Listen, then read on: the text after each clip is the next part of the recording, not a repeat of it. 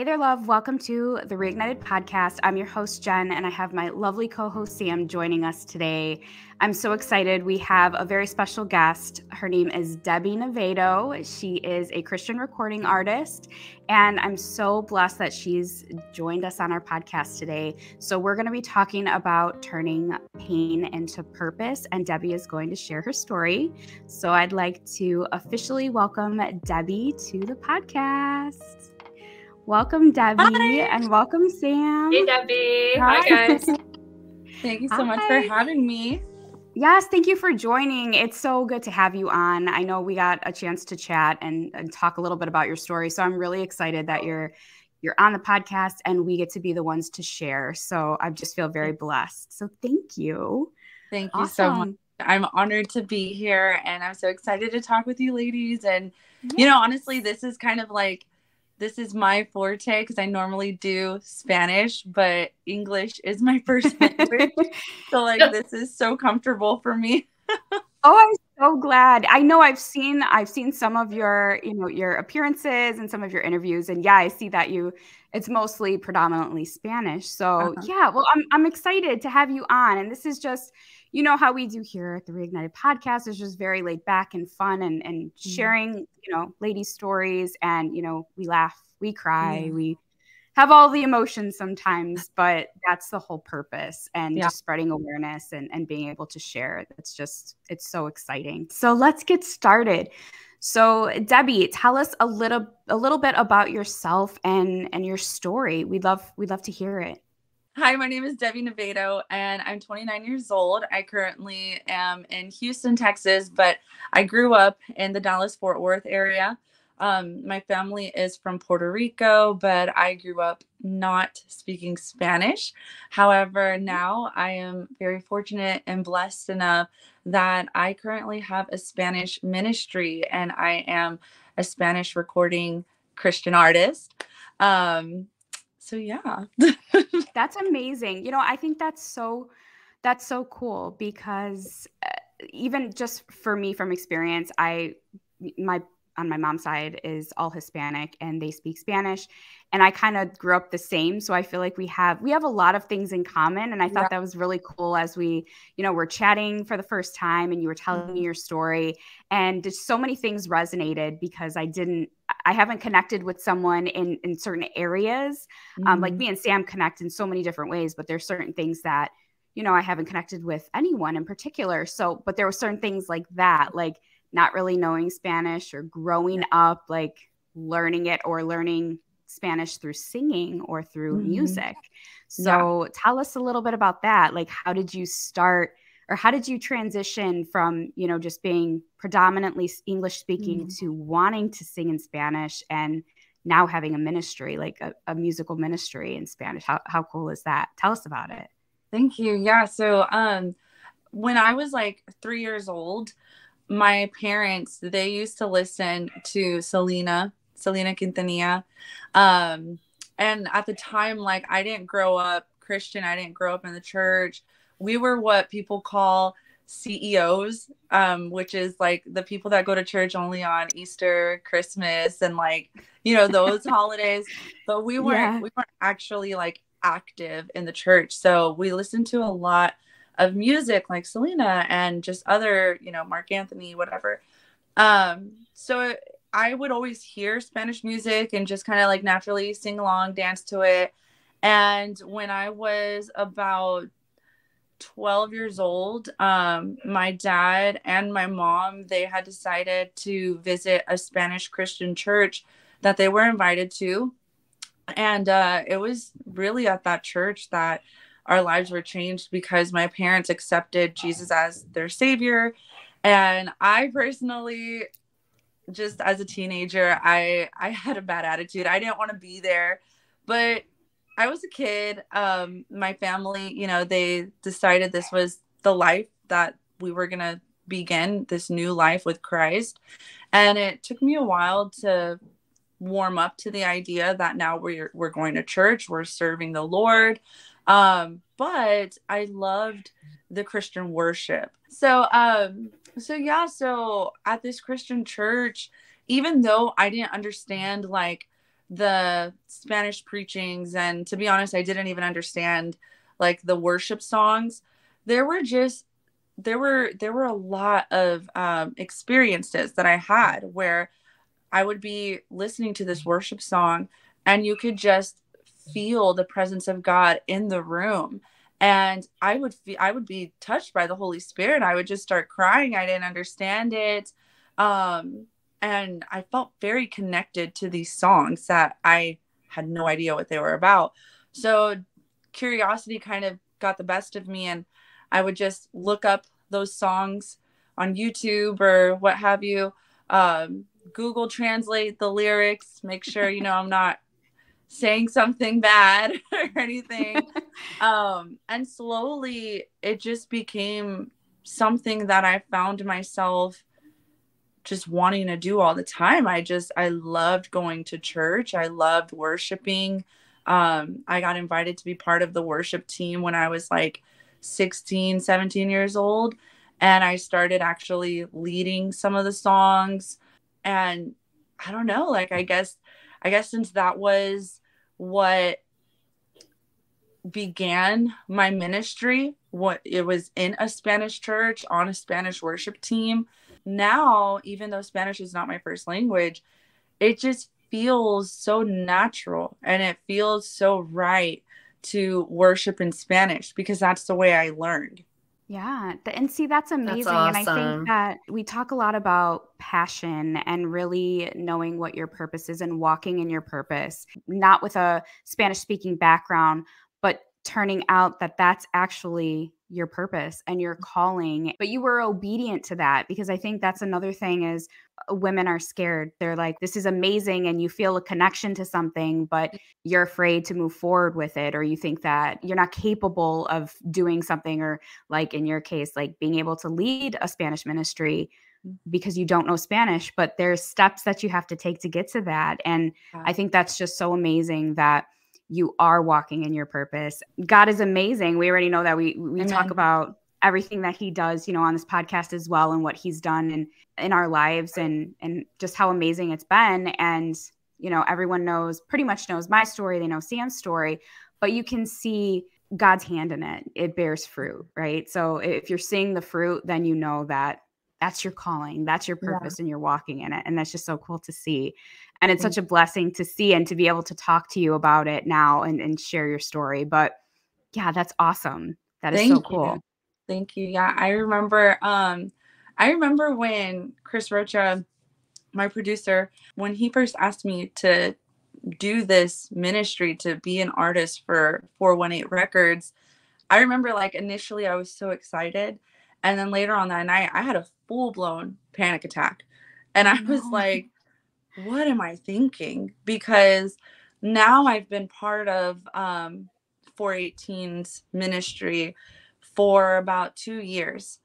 And I can honestly say 2 years ago, I did not speak Spanish. Like, I would say, very basic sentences like, yo quiero agua, por favor. Like, it was very basic.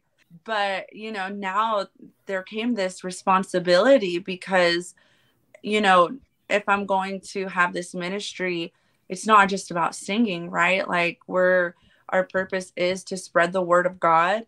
And sure, I can do that through song, but when I go out there, into the world and I'm meeting people face to face, sometimes people need prayer. Sometimes they need to connect, whether that be with testimony or, when you go to these concerts, you don't want to just sing, right? Because anyone can just sing. Like, you want to make sure that you're doing the work of God, bringing in his word, Bible verses, prayer. It's everything. And I just thought to myself, I can't do that. I can't. And what am I getting myself into? And I called my worship leader, which at this time, I had been going to a different churches for several years because my husband is military and we move all around the world. But at the time I had a worship leader and I called him bawling my eyes out. No. And him and his wife were just like, oh my God, what happened to you? And I'm like, I got invited to be an artist for a record label. And they're like, that's amazing. Like, why are you crying? Should you be happy? Yeah. They were just like, what's the problem?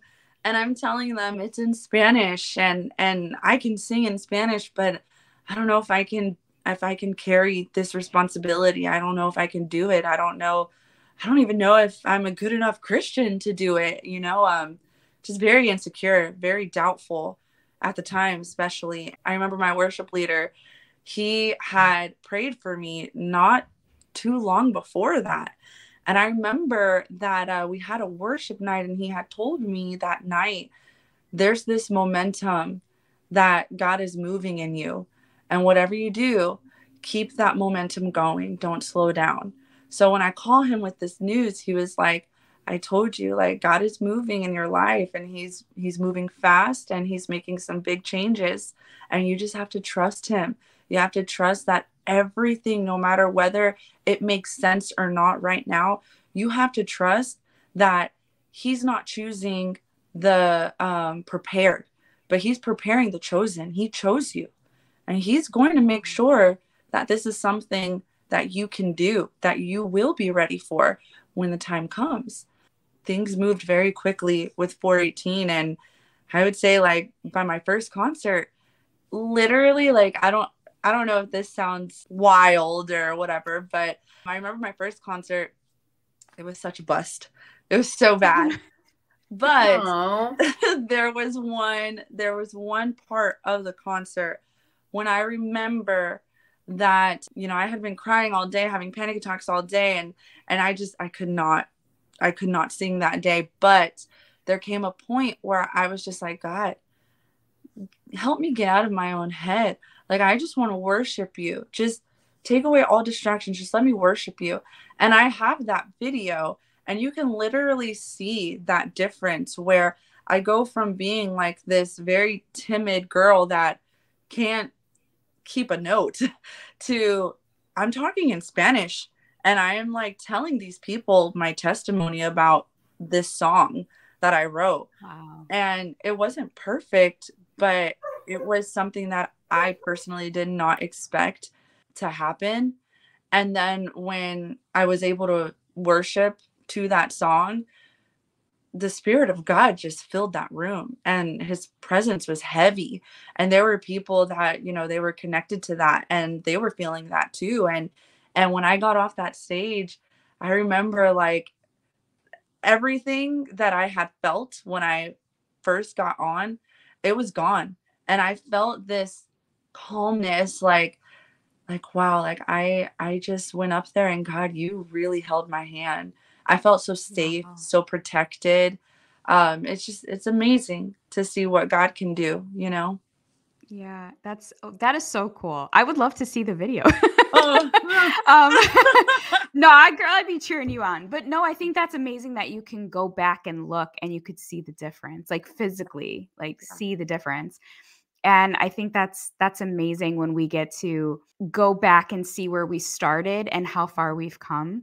It's something that I like to do frequently. I like to reflect. And that's another thing I like to tell a lot of our listeners, our viewers, is to always go back and reflect, because where you are now is growth. Even if it's a small step, even if it's a few small steps, it's growth from wherever you started. And so, yeah, that's just so cool to see when it's significant growth and how much God has been moving. So that's so cool. Thank you. That's awesome. Thank you. How did your story start? Because I know that when we chatted and you were telling me a little bit about your story, you have some tragedy in there. And ultimately, the purpose of this episode is turning your pain into purpose. And that's exactly what you did. So tell us a little bit about, how your story started and, more in depth and where your journey began. Yes. I'm going to go way to the beginning. So yeah, go back. Right. Back to the beginning. Like I said, I've been singing since I was like 3 years old. And we didn't go to church. So I used to have this idea that I was going to be the next Britney Spears. Like, Oops, it was gonna oops, happen. you did it again. Oops.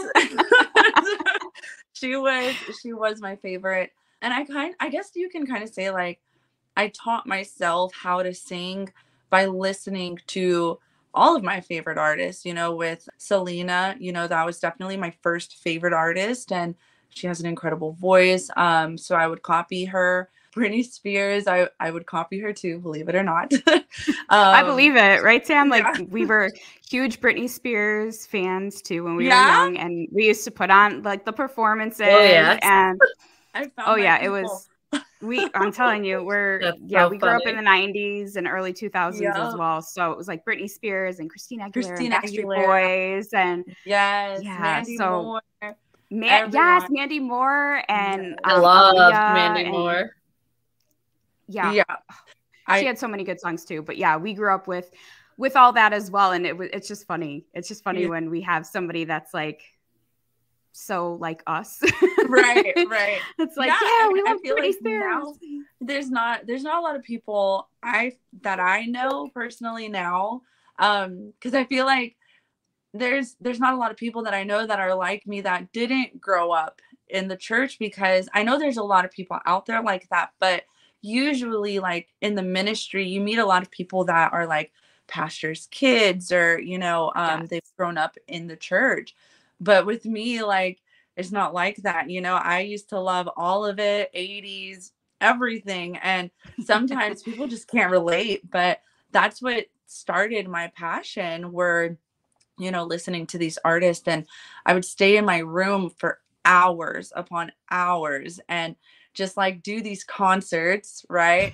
Actually, I don't even think I mentioned this to you when we talked. It's a little embarrassing, but I was so devoted to becoming a singer one day that not only would I have these concerts in my room and practice for fun and like choose singing in my room for 3 hours over playing outside. I I had a neighbor that I convinced to sing with me.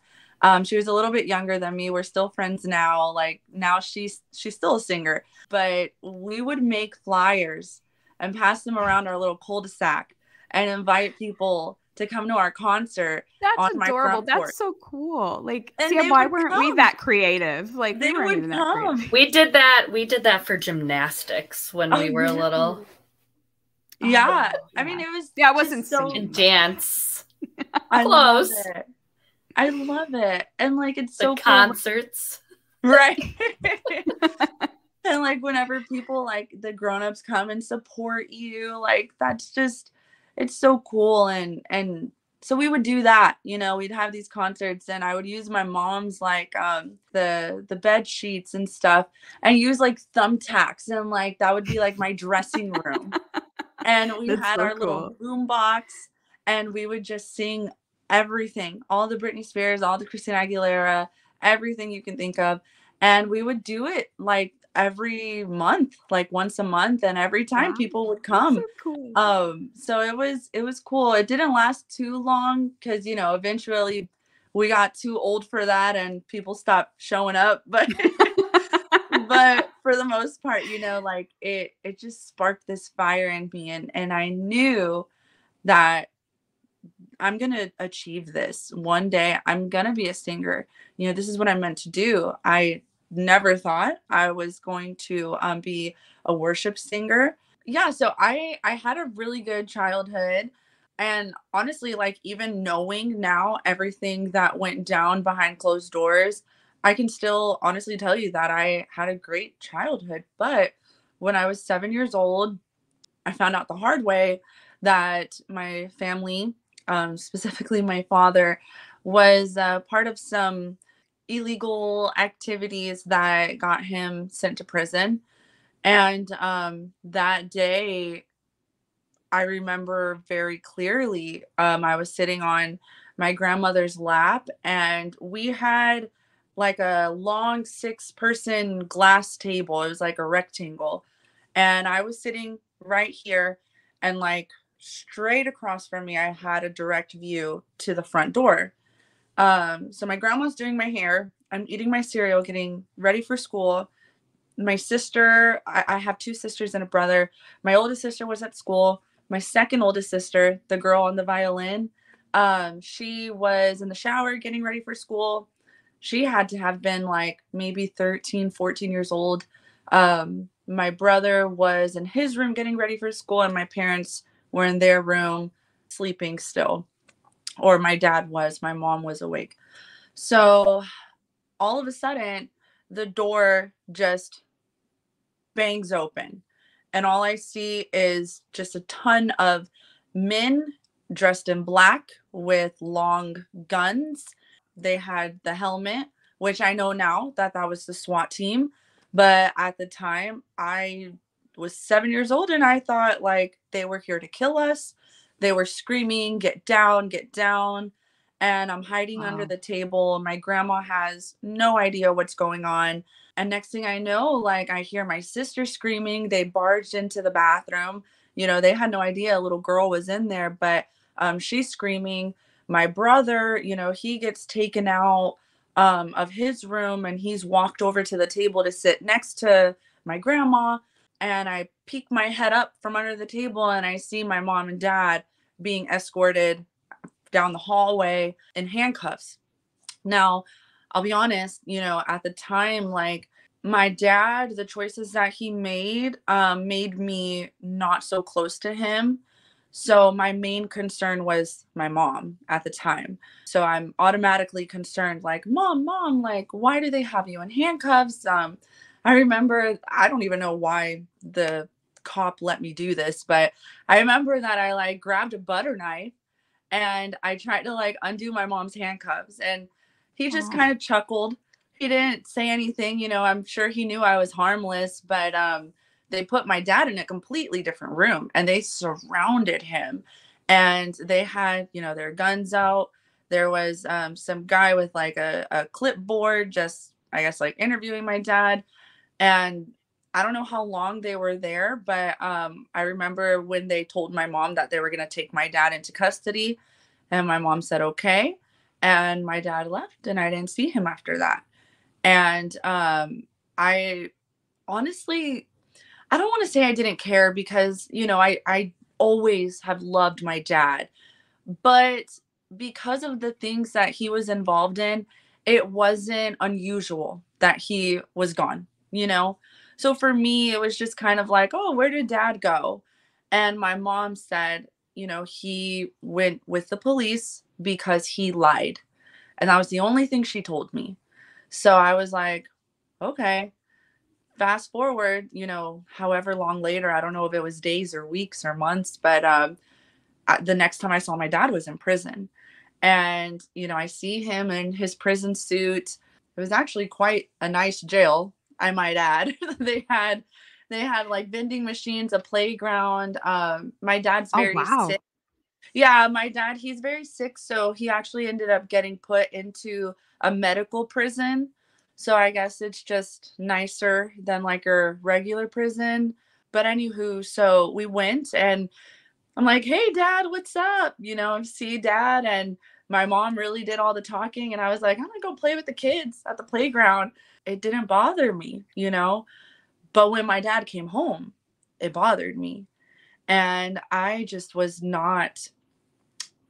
I wasn't used to having him present all the time. We were very fortunate and very blessed that my dad didn't spend more than, I think, like 2 years in prison. That was a blessing in itself because the things I have found out later, I mean, he very well could have been there the rest of his life. So we were very blessed and my dad made a commitment that he was going to change his life. He was never going to make those decisions that he had made and his goal was to be an active husband and father to our family, which he tried very hard to do, but I got used to, you know, sleeping in his spot on my mom's bed, asking my mom for permission to do everything. And now he comes and he's like, we're going to go to church and we're going to do this and and I was like, no, I'm going to ask my mom. Like, I was not the same person that I was, you know, years ago. If you ask my mom, she's going to tell you I was bad. But I wasn't nice to my dad. Honestly, it took, so he got arrested when I was 7. I did not even tell my dad that I loved him again until I was 17. So for about 10 Wow. years. Yeah. I get, oh my God, I'm not supposed to cry this Aw. soon into the podcast. It's okay. It's Aw. okay. You know, like now me and my dad are very close, very, very close. And I cannot imagine my life without him. Just thinking about those 10 years, you know, and what we lost because of the decisions he made, and I guess the consequences of that, right? Because as parents, you know, whatever decisions we make, like they have consequences, and they're not just for Right. ourselves, but you know, with our children, they're watching us. So we started going to this church, and I was even more mad at my dad than ever because I felt like, well, we're here because of you, you know, and I don't want to be here. I don't understand what they're saying, you know. I'd rather be going to my friends' houses, having sleepovers, having parties, because when we were 11, 12, 13, like, believe it or not, we were going to the mall by ourselves. We were walking blocks by ourselves. Like, we had so much freedom, and we just don't have that now. And Yeah. so that freedom was getting taken away from me because my dad, you know, he was like, no, this is the new life that our family is going to begin. Fast forward about a year into going to this Hispanic church, I was invited to sing with, at the time, she was my best friend in our youth class. And she was like, well, there's this Christian singer that I like. Her name is Jackie Velasquez. And she has a song that's half English and half Spanish. So you can do the English part. I was like, sure. Nobody knew that I sang at this point. So when I did sing, everyone was kind of like, whoa, like this girl actually, she does something. She doesn't just sit here and be quiet all the time.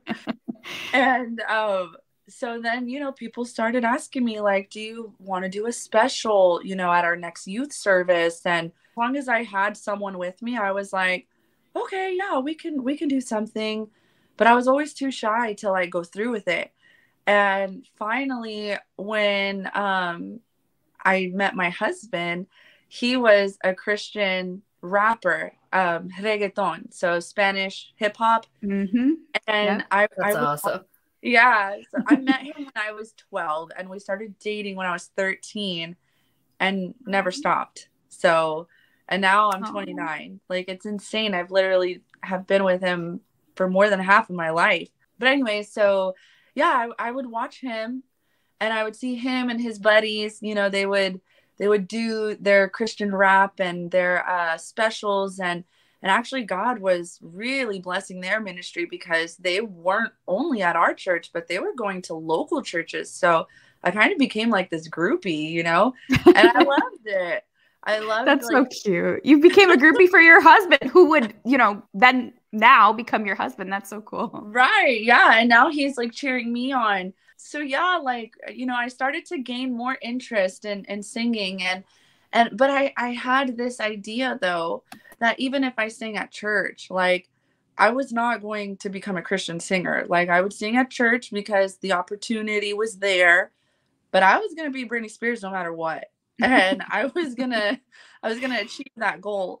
So one day me and my husband were talking, you know, we're boyfriend and girlfriend, of course. And I had to have been like maybe 14 or 15.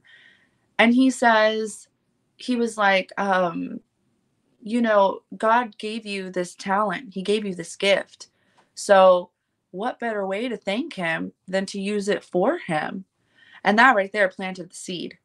And Yeah. from then on, every time that I even thought about not using my gift for God, like the Holy Spirit would give me that conviction, you know, kind of letting me know, like, hey, you should sing for God. This is something you should do. So one day I was like, I'm gonna sing at church. I'm gonna sing by myself, and I chose "I Can Only Imagine." Oh, And I love that song. I love that song. It's a classic. It's still one of my Yeah. favorites, and I sang it, and it was crazy because for the first time since I had been at that church, people were being moved by the Holy Spirit with a song that, I was ministering to in English. And they had no idea what I was saying. So now it's like, the roles were reversed. It was very powerful. And I loved that feeling that I got when God just took over the room. When I would be singing and next thing you know, I would be in tears because the presence of God was just so overwhelming. And I became hungry for more and more and more.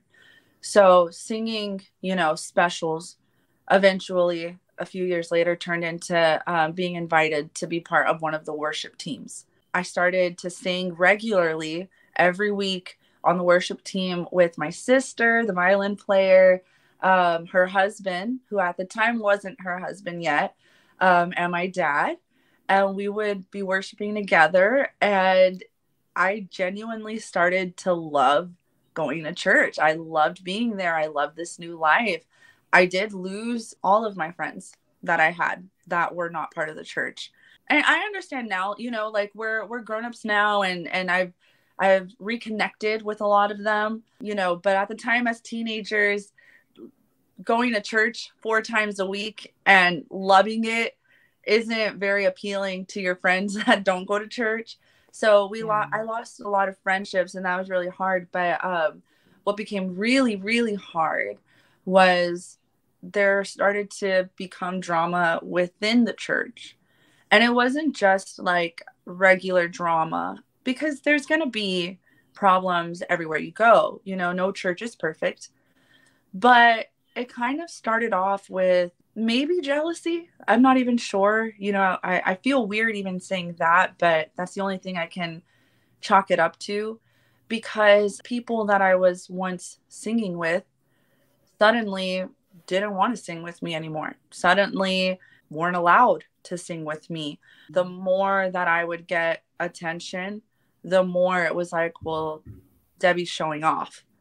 And I just wanted to use my talent for God the best way I knew how. I didn't want to hold back. But it started to become like, well, no, you're showing off. This isn't a show. This isn't a show. Like, we're up here to worship. And that really hurt me. It started to make me second guess myself a lot. So I would be like, okay, so I'm not going to do those extra riffs. I'm not going to do those runs. I'm going to back off of the high notes. Some girls in the church were really mean and would like straight up tell me I was screaming, or that, I sounded bad. So there was like a lot of insecurity that was implanted as well with the grown-ups, like with my parents and stuff like that. I know with leadership, there became a lot of spiritual abuse, using authority to bash, people for their mistakes or their sins. And a lot of people left. And I used to never understand why people would leave the church, because I loved my church so much. And even though, there was this drama happening with the youth and stuff, I genuinely loved where I was. But now, like, it's starting to affect my dad and my mom and my husband's parents, my sister, everyone close to me. And I'm starting to understand that something not godly was happening. The environment changed. And now it felt like not only I was fighting for my spot on the altar, or, just to be accepted by the people that once accepted me with open arms, but it felt like even my own parents were doing that. It was like none of us were good enough Christians. I don't know how to explain it. It was traumatizing. It was really traumatizing because in a way it was like an abusive relationship. There was a lot of manipulation to make you think that, well, I'm not the problem. This is our leadership speaking. I'm not the problem. You're the problem for having a problem, for what I've done, you know? So there's a lot of manipulation, a lot of gaslighting. There's a lot of gaslighting. And it kind of started this depression in me, because when I got older and I was 18, 19, and now me and my husband are, you know, getting married and everything, my husband leaves to basic training in the military, and I'm still here. I'm still at the same church. And it was very up and down. Like some days, you know, the people I thought closest to me loved me. And then other days they acted like they didn't know me, or they hated me, or they were mad at me and I didn't know why.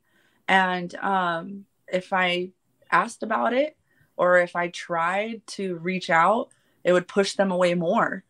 And I had nowhere to go because my parents weren't going anywhere. And I honestly, legitimately felt like if I left, then my salvation would be compromised. And that is the worst way to feel, because, and I don't want to say, like, I don't want to put out there the wrong thing. You know, no one told me, hey, if you leave, your salvation is compromised.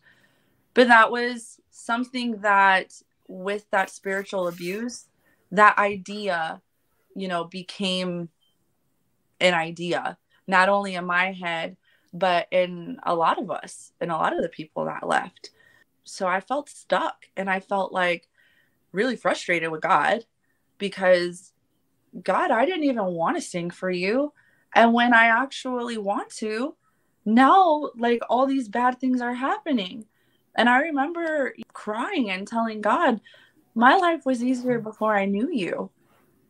And that really, it really sucked to feel that way. But at the time, it was the truth. It was my honest, true feelings. I started to write my first Christian song around those years, teenage years. I don't remember the exact age, but in my teenage years is when I started writing Christian songs.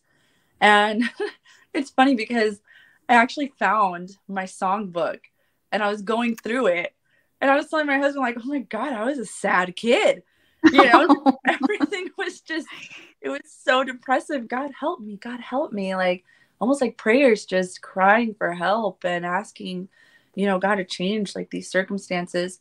And the worst part about it was, in the midst of everything, instead of just making everyone go back to how it was and allowing me to feel accepted, my husband gets orders to Italy. So now I was like really mad at God.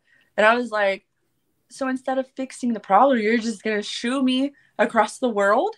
Like, what goodness. Are you doing, God? What are you doing? You know? Yeah. And I felt very isolated at that time.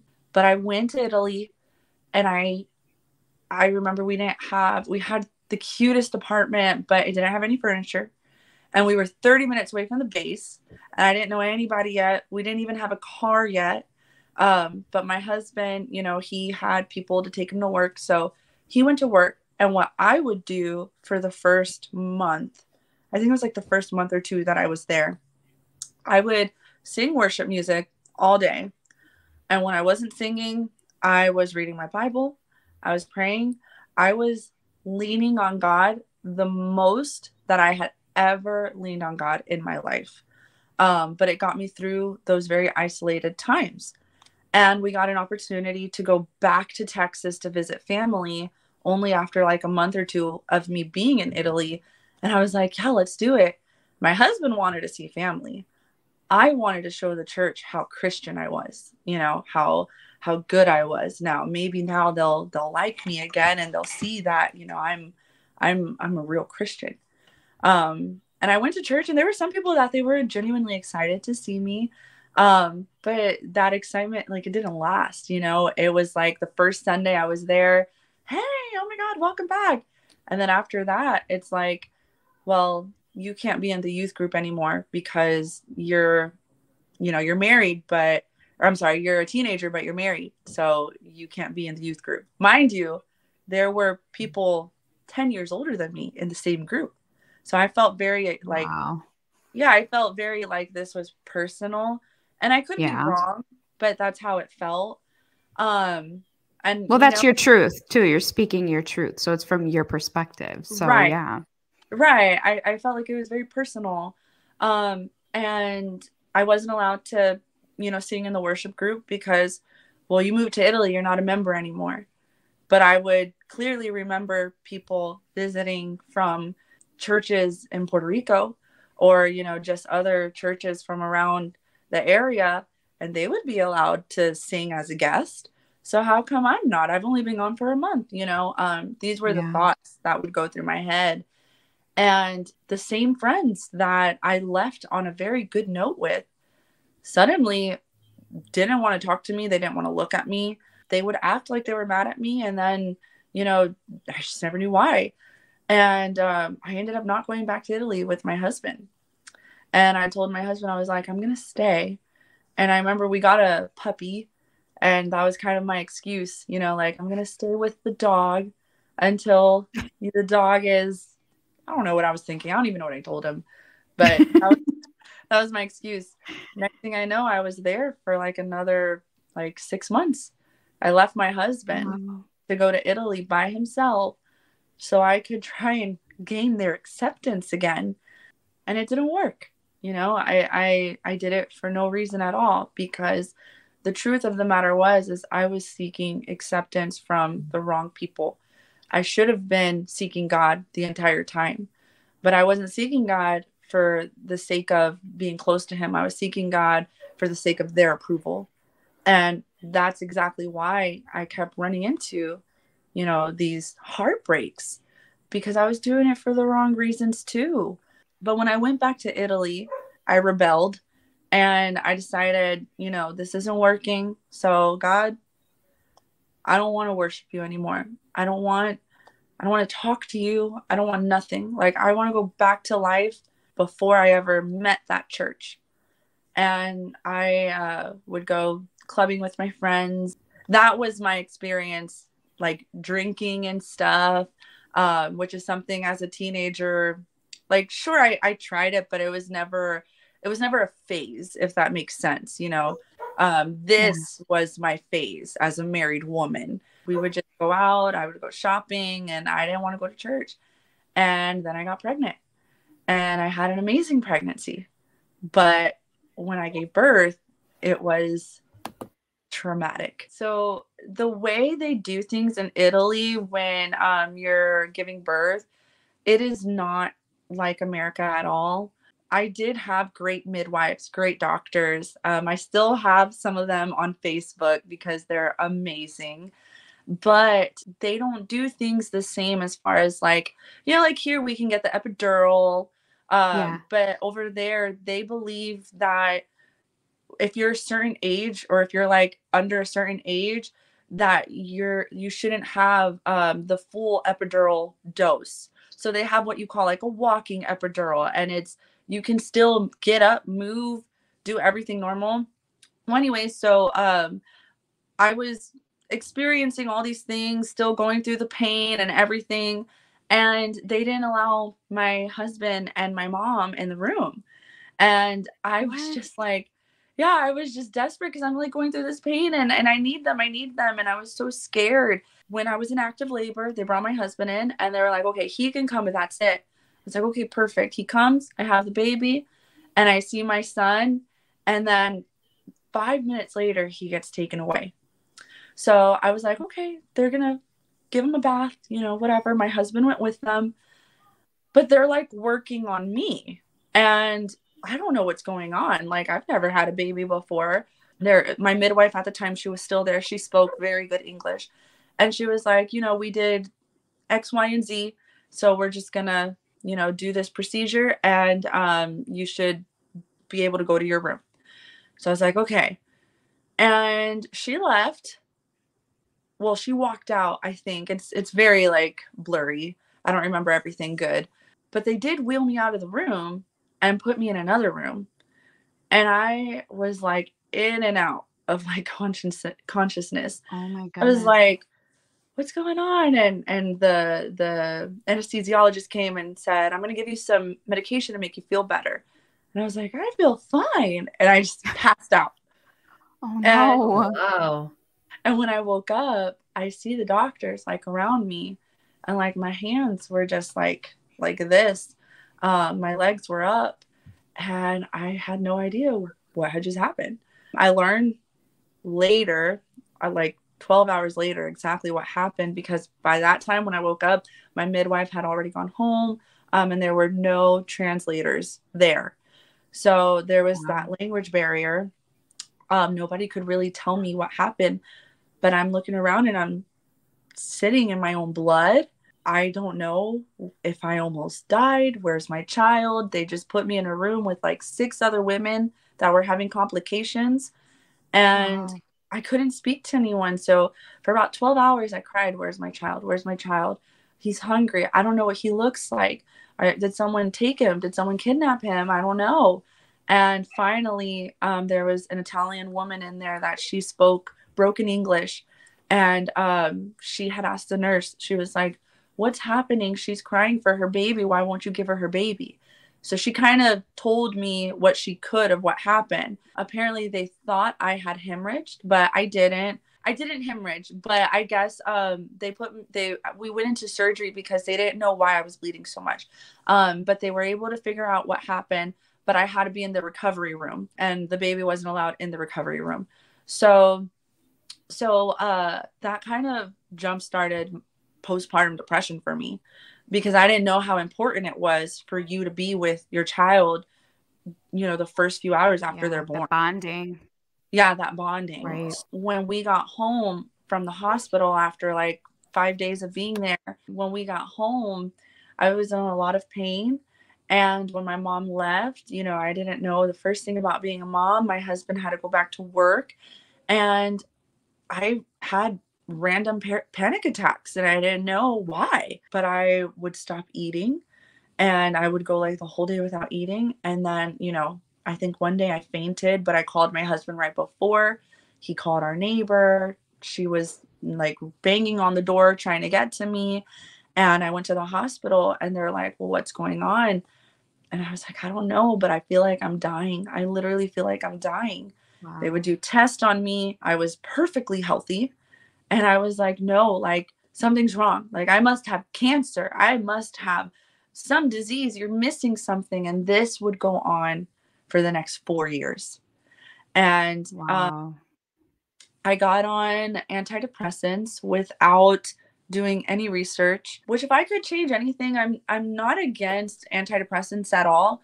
As a matter of fact, like I still take them because they do help me. But I do wish that I would have done my research, because at the time they were just kind of handed to me and they were very strong. So switching and finding that right, amount for me was very hard. And I feel like had I done my research, I could have avoided a lot of suffering throughout the years. I was very up and down. Sometimes I would just quit my medicine cold turkey.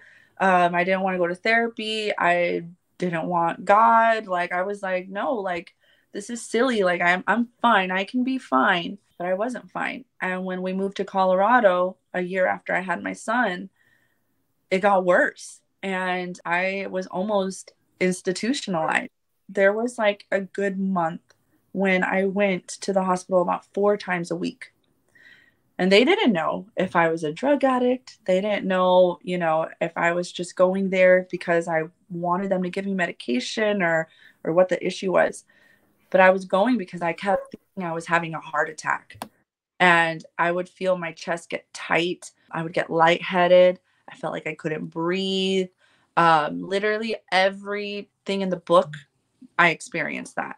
And one day the doctor sat me down and was like, if you do not stop coming, we're going to have to turn you away, and you're going to have to go. Wow. You're going to have to be admitted, like as an inpatient with like the psych ward. And I was like, no, like you can't do that. I was like, I'm literally dying, and you're telling me that I'm crazy? Like, no. But because of my son, that's the one thing that has always kept me going, was my son. I was like, if I'm crazy, I'm crazy, but I'm not leaving my son. I'm not doing it. But it became so hard because since I couldn't go to the hospital, I felt like I couldn't do anything. So now the only thing I could think of was, well, we got to live close to the hospital in case anything happens, they can get to me on time. And I felt like this is never going to end. And for the first time, I thought about taking my own life. And I remember just telling myself that even though, you know, what keeps me going is my son, I was like, my son would be so much better without me, because all he sees is his crazy mom running to the hospital and his dad worrying about her. There were times when if I wasn't running to the hospital, I couldn't even get out of my bed. I would sit like cradle position with the lights off. And I was literally terrified to go downstairs and do simple activities like cook. I was scared to eat because I was scared I was going to choke and die.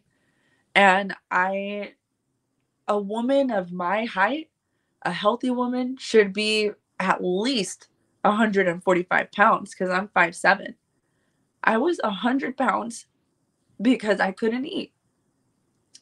And they called, I was seeing a psychiatrist, and they called, it's not CPS, it's like family advocacy, I think is what they call it. And they tried to open a case because they were like, she's not taking care of herself. How do we know that she's taking care of her child? Well, thankfully, my son was always a chunky, happy little boy. And they didn't open a case because they were like, there's no maltreatment going on here. Like, this is the mom. She needs help, but she needs help, not the boy. I'm very blessed that my husband's unit, both in Italy and in Colorado, were very supportive, and they let him take off a lot of time to help me get on my feet. And my husband called his pastor, who I never went to his pastor's church. He knew me, and I knew him, but I was never a member. But this man, my husband told him, like, my wife wants to kill herself, and I don't know what to do. And that man, he went into just panic, pastor, friend, father, everything mode. And not only did he talk me down, but he also let me know that it was okay that I needed help. You know, it was okay that I needed medicine, that I needed a psychiatrist. It was okay that I needed God.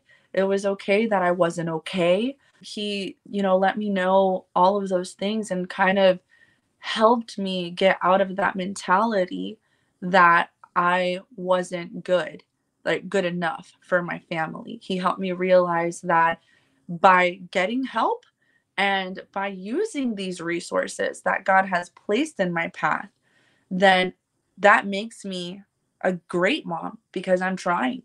I'm trying to do better for myself, for my son, for my husband. And he would continue from then until today.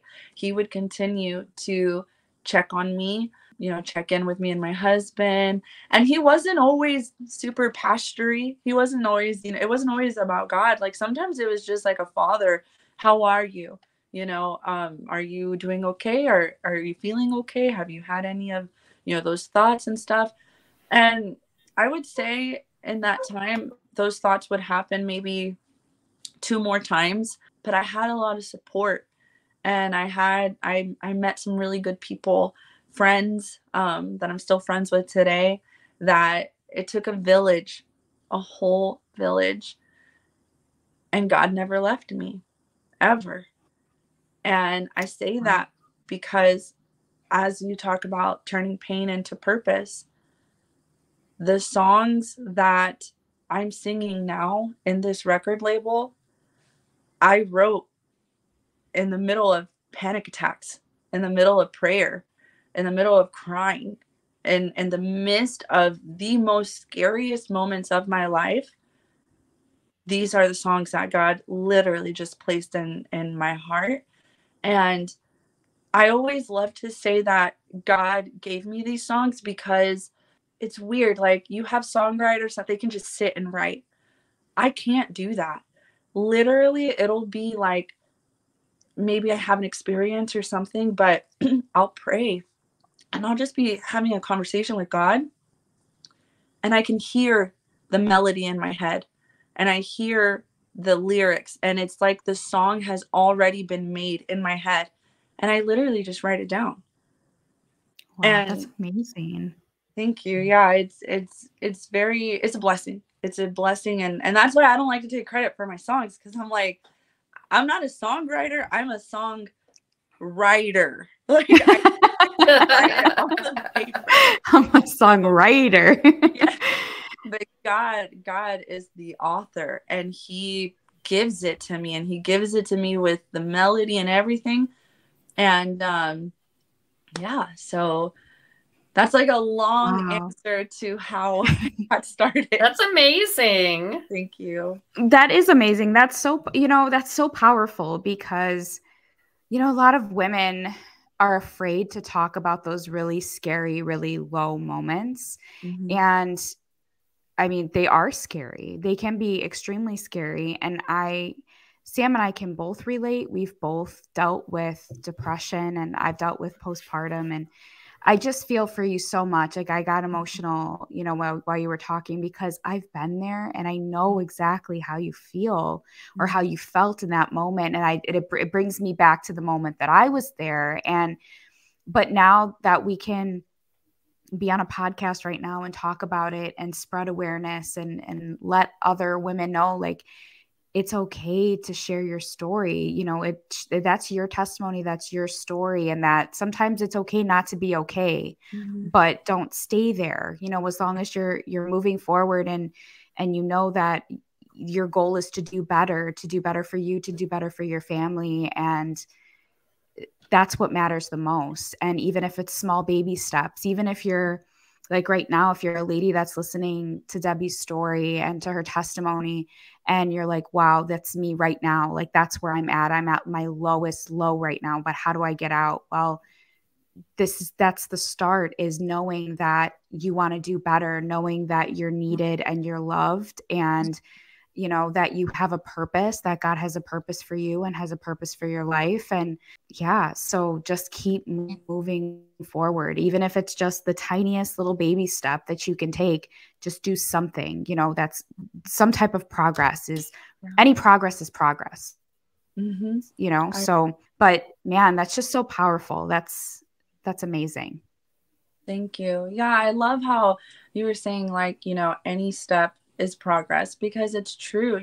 How I had mentioned before, I literally was scared to eat, and I had dropped all this weight unintentionally. And the way that I got back to being healthy was literally with baby steps, eating, like, I think I could only tolerate at the time like carrots, but I would make sure that every 2 hours I was eating, even if it was like 2 carrots. I just needed to make sure I was eating something. And that kind of slowly developed into, well, I'm going to have carrots and cheese, Next thing I know, I'm eating pasta and chicken and fried rice and egg rolls.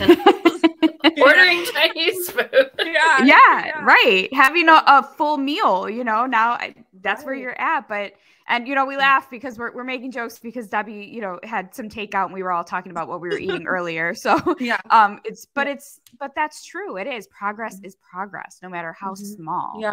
Start somewhere. Yeah. Yeah, exactly. Start somewhere.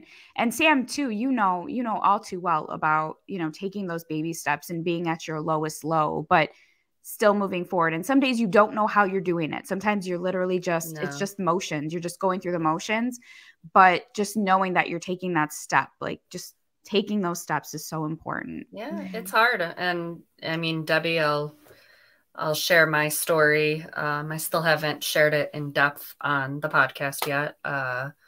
It's going to take a lot. I would love to obviously share it with you. And I am also a fellow antidepressant taker. Okay. I go to therapy. I see a psychiatrist. I've been in therapy now for 3 years straight. I've seen a psychiatrist for 2.5 years now. So Okay. yeah, I definitely can relate to you on that, and, you know, ending the stigma against like everything mental health related, and postpartum anxiety and postpartum depression. And, you know, it's true. It's okay not to be okay. Yeah. And I think that's something that I've seen too. I didn't grow up in the church. Sam and I didn't grow up in the church. I was saved obviously later on in life. And but what I have seen since going into the church and meeting with people who grew up in the church is that there's like a misconception about mental health, and that you shouldn't talk about it, and this isn't all churches, don't get me wrong, but I'm just saying generalized. Like, I've seen some people that have had, especially women, have a lot of issues where they're struggling and they're afraid to talk about it with their pastor or with certain people within the church. That's why we want to talk about it. We want to share about it. We want to end the stigma, like Sam said, because there's so many women that are losing their lives. They're losing their lives because they're afraid. They're hiding behind a facade because they don't want to talk about it. They're afraid to talk about it. They're afraid of being judged. And that was a big thing for me too, as a mom, when I went through postpartum. And ironically, like, during that time, God, his hand was in it all. And that's, if you watch my testimony or if you've listened to it on the podcast, I go into depth in that whole situation. But ultimately, it just, being at my lowest low, like, I was afraid to talk about it. I was afraid to tell my husband like how I was feeling. I was afraid to tell the doctor, you know, like, when one thing that I went through is, like, every time you go to the doctor after you have a baby, they always give you that specific survey, like, how are you feeling? And I wouldn't be honest on it because I was afraid to be honest, because I'm like, they're going to take my baby away. They're going to think I'm a bad mom. They're going to think this, you know, and that's just not the case. But as moms, as women, that's how we think, you know. It's getting those thoughts out of your mind, removing those from your mind, because that's not facts. That's not the truth. And the enemy likes to get to us sometimes that way too, and use that against us. And then it just causes us to go deeper down into these holes. So, but it's so important to talk about it. And it's okay to have God and have a therapist. It's okay, you know, that's it's okay. It's okay to have God and to take antidepressants if you need it. Like, and that's another stigma that needs to end. It's like, well, you shouldn't have to. Like, yes, God can heal. We know he's amazing. He can do so many things, but sometimes we need those interventions as well to help us. We're human. So, but making it known and talking about it. Yeah, because it's like what my pastor had told me, like God literally gives us these resources for a reason, you know. Why these doctors, this medicine, modern medicine, that's why it's available. Like, people can argue, you know, that they're man-made, but who do you think, you know, blessed them with the knowledge, you know? It came from God. But I'm so glad, Sam. First of all, I just want to congratulate you for being in therapy for 3 years, because that's not easy, you know, to be consistent. And I didn't even mention, while I was telling you guys everything, therapy was a huge part in my healing process. And I think I was also seeing a therapist for about 2 to 3 years. That's awesome. Yeah. And I had 2 therapists because I think I had to stop seeing one. The one I was seeing the most, I had to stop seeing her. It was like something about insurance. I think they didn't accept my insurance or something like that anymore. But when I met my next therapist, I was like so scared, because I was like, no, I found the one that I love and now I have to go to a new one. And it was scary. But when I met my new therapist, oh my God, like, I didn't even spend that much time with her, and she changed my life, you know, just the knowledge that she gave me when it comes to things like antidepressants, and just teaching me all kinds of different things, you know, about my triggers. There's a lot of different things that go into helping people, like pulling them out of, you know, depression and anxiety and stuff. So yeah, like, therapy, it's such a big deal. And I encourage everyone, when they come to me and they tell me that, you know, they struggle with anxiety, of course, like, because I've had that experience, I'm always going to tell them, like, you know, talk to God, let him know. But it's also okay to talk to a therapist. You can do both. You know, Right. God isn't jealous. He's okay if you talk to him in the morning and at night, and you talk to a therapist in the afternoon, and if you take your antidepressants before you go to sleep, he's not jealous. He wants you to Right. be better. And taking these antidepressants, for me, they really helped me to you know, like, feel like I can actively be a part of society again. Is it something that I want to be on forever? No, but right now, I'm okay with where I'm at. And I don't Yeah. feel bad for it. I don't feel ashamed of it. You know, God still loves me. God still uses me. And God is still, he's blessing me and my family every single day, even on antidepressants. So I'm so proud of you, Sam. And I hope that therapy is helping you and continues to help you. And I want you to know that you're amazing no matter what How the are you? And I'm really proud of you. Thank you so much. You're amazing. You're a great mom. And it's just so awesome being here talking to you girls and like finding my people, you know? Yes. I know. Now This let's is get on that amazing. farm. Yeah. We're, oh, by the way, listeners and watchers, viewers, whatever, all of our ladies out there, we're moving on a farm with Debbie, and that and it's happening within the Bring next your 2 dogs. years. Yeah, with All the dogs. dogs. Yes. Yeah. No A cats king allowed. dog, main dog. I'm not Yeah. a cat person. I'm sorry. No, I'm definitely allergic, as is Sam. So Me too. I'm sorry. We're not Okay, cat well, people. this is happening then. We're dog people. Yeah, Yes, so. Yeah. us too. Us too. We need to do one day. We need, like, I got to come back and we need to like do a dog and kid feature. Yes. Oh, for sure. Yes. them That their would be 10 minutes. so fun. I would love that. That would be Yeah. great. Debbie, We could do just like a fun episode. Yeah, well, I would love just to invite like the listeners and stuff to follow me on my social media. On Instagram, I'm Debbie Navedo. On Facebook, Debbie Navedo. And then on YouTube, you can find my music videos on the 418 Records YouTube channel. But I also have like a separate YouTube channel under Debbie Navedo that anyone who wants to follow me can. I like to post, like, I'm not a very serious person. I don't know if you've gotten that vibe at all from me, but I like to have fun. So sometimes, you know, on TikTok and YouTube and stuff, you know, I might be sharing something silly or, you know, about my dogs or my kids or, you know, just funny stuff. But I also, you know, every once in a while I do like to bring it back to the music, bring it back to the Lord and worship. So you can definitely follow me there. And then my latest song, Gigantes, it's been out for a while now, but if you guys want to check out the video, it's on the 418 Records YouTube page. It's my personal favorite. I sang it with Lydia Parker, and I love that song, and I hope that everyone who listens to it loves it just as much as I do. And I encourage the people that do not speak Spanish, because I once did not speak Spanish. I have a lyric video on my YouTube channel of Gigantes. So you could always copy and paste the lyrics in Google Translate.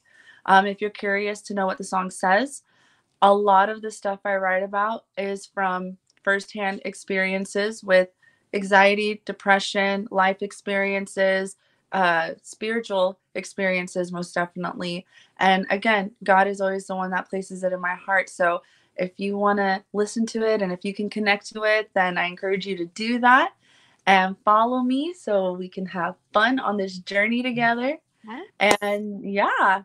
Yeah, awesome. Yeah, and we will make sure, I'll make sure to put in the show notes and in the description box below, if you're watching on YouTube, all of Debbie's handles, all of her handles for all her social media profiles and platforms. So I'll make sure that it's easy to to connect with Debbie, but definitely go connect with her. Obviously, we're cheering you on, Debbie. We're supporting you. We're like your little cheerleaders in the background. So we'll be sharing some of Debbie's stuff on Live Reignited. So if you're not following Live Reignited on social media, make sure you do.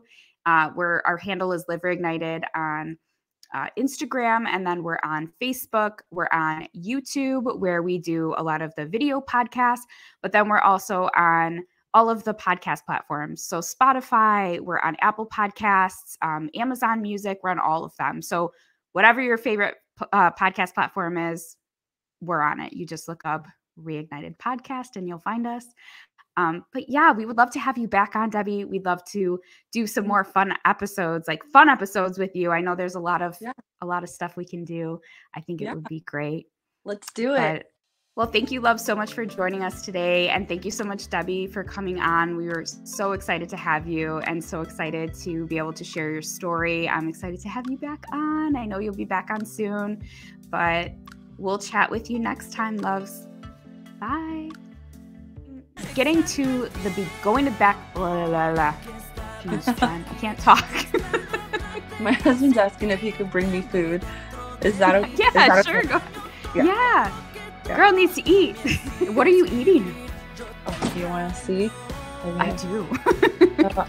Here's an egg roll and some fried rice. Oh, yum. And then I got some sesame chicken. Oh, I yum. love sesame chicken. That's my jam. And some wonton soup. Oh, girl, you got a whole feast over there. Girl, your girl can eat. I love food. The first thing we think about. So even today, we planned on doing recording, and we didn't do video, so we just decided to do, because we wanted to look ugly. We didn't want to have to get all pretty. I see you, baby. Auntie loves you.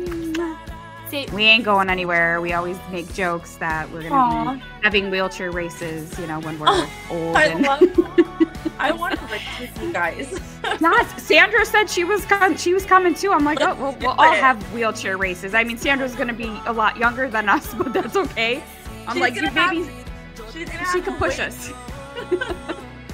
I'm like, please don't sneeze while she's talking, and I gotta have her restart. I'll just take a bite while you try to get that sneeze out. It won't come out. It's stuck. This is a great blooper right here. It's a great blooper. I'm telling you. I told you, we always have bloopers. There's never a Hold time on. where we don't. Let me get my water out of my Christmas present to myself. Cheers. Cheers.